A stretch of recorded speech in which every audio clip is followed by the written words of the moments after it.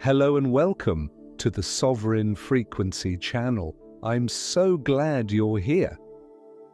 Today, we're exploring why intelligence doesn't always protect us from influence and how to start thinking more independently.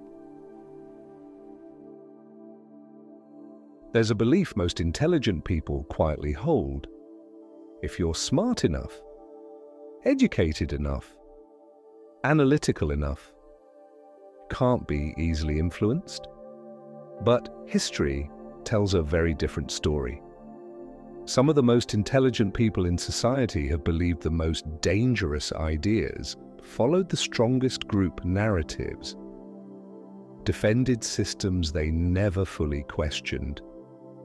Because intelligence doesn't make you immune to conditioning. Sometimes it makes you better at explaining why the conditioning is correct. This isn't about calling anyone naive. This is about understanding something uncomfortable, but incredibly empowering. Because once you understand how intelligence interacts with social conditioning, you can stop being influenced unconsciously and start choosing consciously.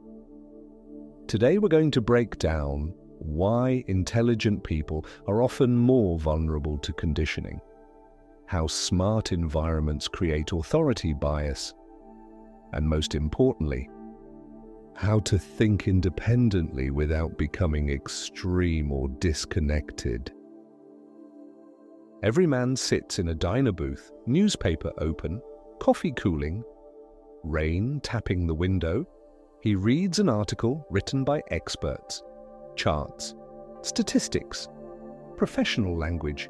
It feels solid, safe, reliable. The men at the counter nod in agreement. It's the radio host echoes the same message. Everyman doesn't feel forced to agree. He feels rational for agreeing. And that's how most conditioning works. Not through pressure, through consensus that feels intelligent. Intelligent people are trained to build logical frameworks, but that skill has a shadow side. When a belief is introduced by a trusted group, intelligence often shifts from questioning to justifying.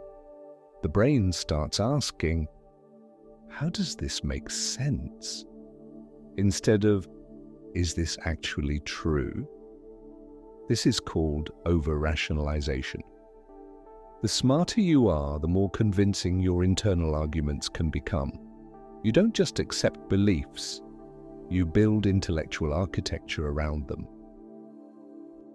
Every man walks into an office building, rows of desks, soft fluorescent lights, quiet confidence everywhere. In educated environments, authority often looks like credentials, data, professional tone, group agreement among experts, and this creates a powerful shortcut in the brain. If smart people believe this, it must be correct. But intelligence doesn't eliminate social influence. It just changes who influences you. Instead of neighborhood pressure, becomes institutional pressure. Here's the part most people never talk about. If you've invested years studying a system, building status inside it, building identity around it, questioning it feels like questioning yourself. So, the brain protects identity by protecting the system, not consciously, automatically. And intelligent people often become the best defenders of systems because they can articulate why those systems must be right. The goal isn't to reject expertise or distrust everything. The goal is mental sovereignty, and that starts with awareness. You are not your education. You are not your profession. You are not the system you operate inside. Intelligence is a tool, not an identity. Instead of asking, "How does this make sense?" ask first, "What would make this not true?" This alone breaks most conditioning loops. Not chaos, not noise, but credible, rational disagreement. Truth survives questioning. Conditioning avoids it. Everyman sits in his car before starting the engine. Quiet.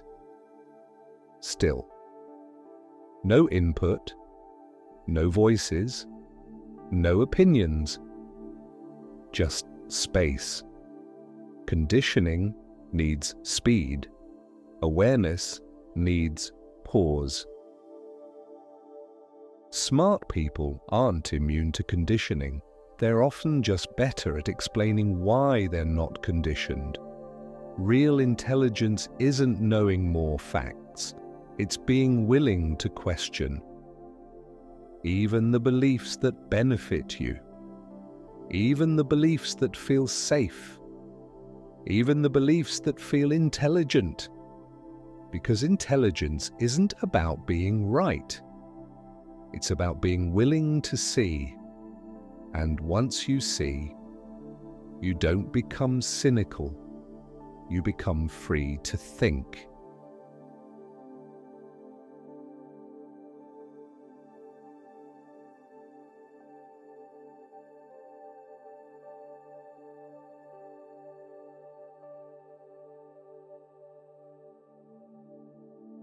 I'll see you in the next transmission.